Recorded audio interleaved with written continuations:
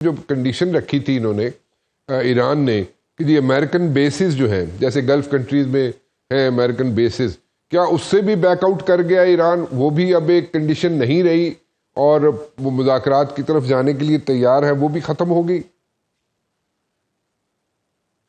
शुक्रिया राणा साहब मुझे प्रोग्राम में लेने का। देखिए CNN की कल की रिपोर्ट है, ये परसों रात की प्रॉब्ली रिपोर्ट है कि मैक्सिमम अमेरिकन बेसिस जो गल्फ में हैं उन पे बहुत ज़्यादा डिस्ट्रक्शन हुई है और उनको अगर रीबिल्ड भी कर लेता है अमेरिका, लेकिन जैसे डॉक्टर साहब कह रही हैं कि अगर ये पैक्ट हो जाता है, नॉन एग्रेशन पैक्ट, तो फिर तो उन बेसिस से ईरान को कोई ख़तरा नहीं होना चाहिए।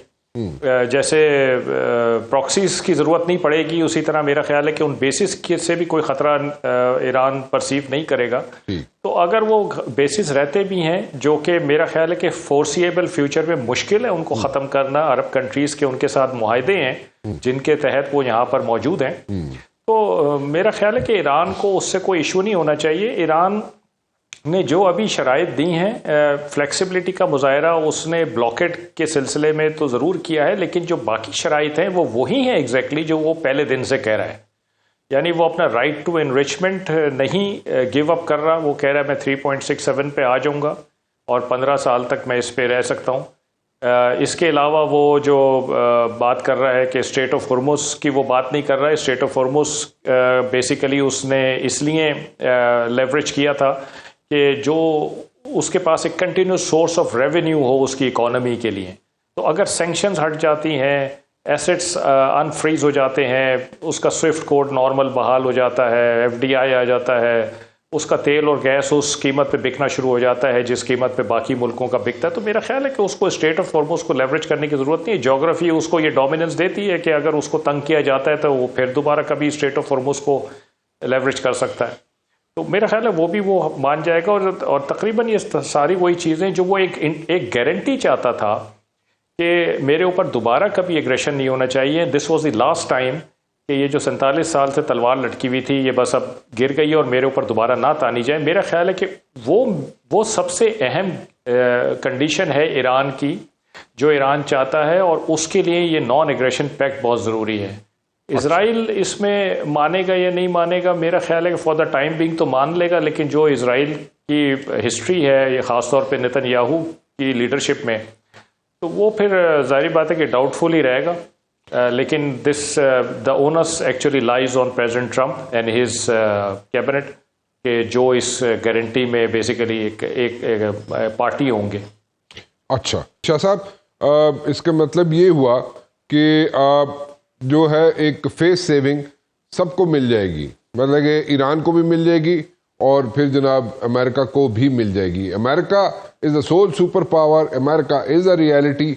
तो इसका मतलब ये हुआ कि जो एक साबिक चीफ ऑफ आर्मी स्टाफ हमारे गए थे चाइना और वो प्रेसिडेंट को मिले थे वहाँ पे, चाइनीज़ प्रेसिडेंट को, तो वहाँ पे भी उन्होंने एक सजेशन दी थी। अभी लेटली भी डॉक्टर साहबा तो पिछली बात कर रही है, लेटली भी उन्होंने यही सजेशन दी थी कि जनाब आप अपने आप को, यानी कि पाकिस्तान अपने आप को इकनॉमिकली इतना वायबल और इतना स्ट्रॉन्ग बना ले कि उसके जितने इश्यूज हैं उसको बाद में बैठ के अगर सॉर्ट आउट करने लगेगा तो उसको इतनी कोशिश करने की ज़रूरत नहीं पड़ेगी, उसकी झोली में खुद ही आके सॉर्ट आउट होकर चीज़ें गिर जाएंगी।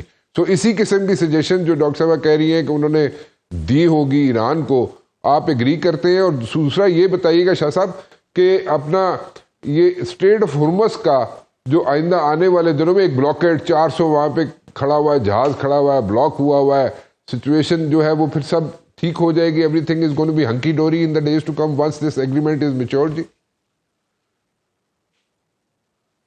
राना साहब, जहाँ तक एनरिचमेंट की बात है और जो आप मिसाल दे रहे हैं पाकिस्तान और चाइना की, तो चाइना ने पाकिस्तान को एडवाइस किया था कि तुम अपने इश्यूज को बैक बर्नर पे ले जाओ। जी हाँ, बिल्कुल, बैक बर्नर पे ले जाओ और फोकस करो इकोनॉमी पे। ये बिल्कुल। अच्छा, आप ईरान को अगर आप कहते हैं कि वो 0% एनरिचमेंट पे राजी हो गया है, तो ये बैक बर्नर पे ले जाना नहीं है, ये गिव अप करना है।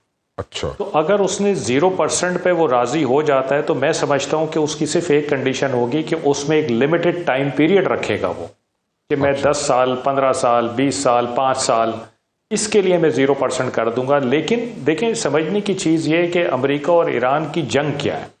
जो इस वक्त मुज़ाकरात हो रहे हैं उसमें जो ईरान का मुद्दा है बेसिक, वो ये है कि आप मुझसे किसी इंटरनेशनल सिस्टम के तहत बात करें, आप मावरा कानून बात ना करें। जो मेरे हकूक़ हैं एज़ पर इंटरनेशनल सिस्टम्स, आप मुझे उन हकूक़ की हिफाजत दें, मुझे वो उनको महफूज करें। फॉर एग्ज़ाम्पल, अगर एनपीटी मेंबर के होने नाते मेरी 20% तक एनरिचमेंट मैं कर सकता हूँ डिफरेंट मद में, तो मैं 3.67 पे JCPO में भी राजी हुआ था, मैं 3.67 पे अभी भी राजी हो सकता हूँ। लेकिन अगर आप मुझे ये कहते हैं कि आपको एनरिचमेंट करने का हक ही नहीं है पूरी जिंदगी, तो फिर ये ज्यादती है, ये आप मुझसे मेरा हक ले रहे हैं।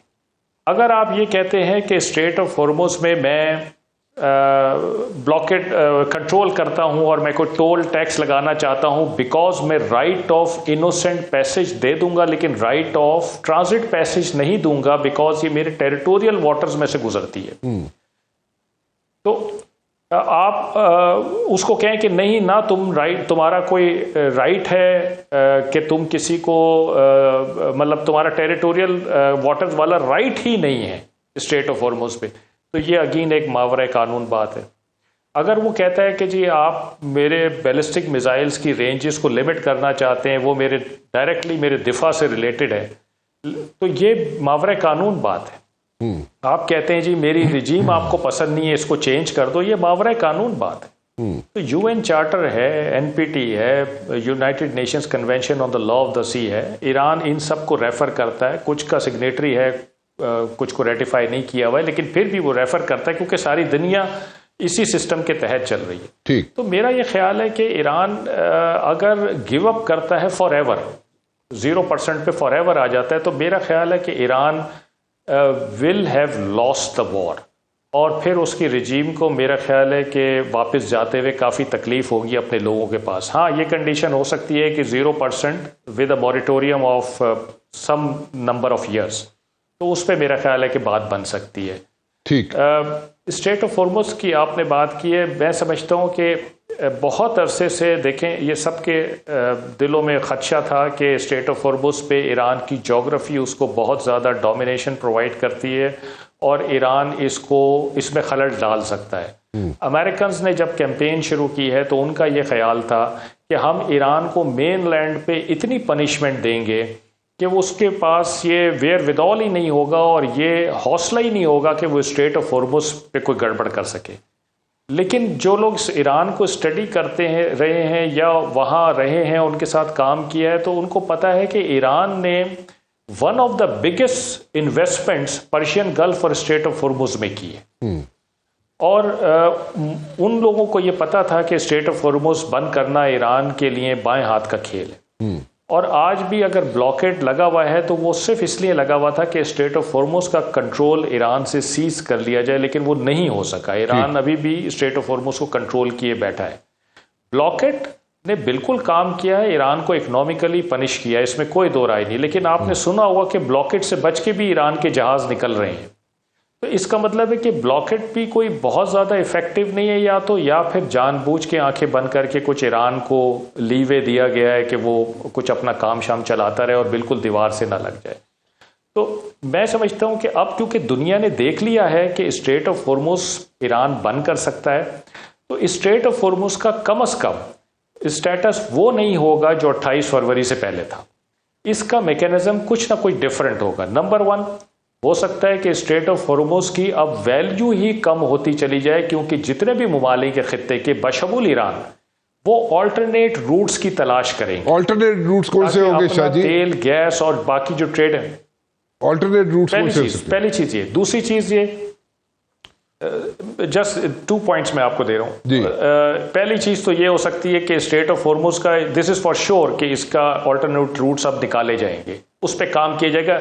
It's a long term plan, लेकिन इस पर काम किया जाएगा। दूसरी चीज़ ये कि ईरान बज़िद रह सकता है कि जी मैं इसको यूज़ करूँगा अपनी इकोनॉमी के लिए, तो वो कंट्रोल करे। अगर ईरान कंट्रोल नहीं करता तो यहाँ पे इंटरनेशनल कोएलिशन ज़रूर मौजूद होगा इसको खुला रखने के लिए, और ईरान कभी नहीं चाहेगा कि उसकी टेरिटोरियल वाटर्स में इंटरनेशनल नेवीज़ फिर रही हों और ईरान उनको कुछ ना कह सके।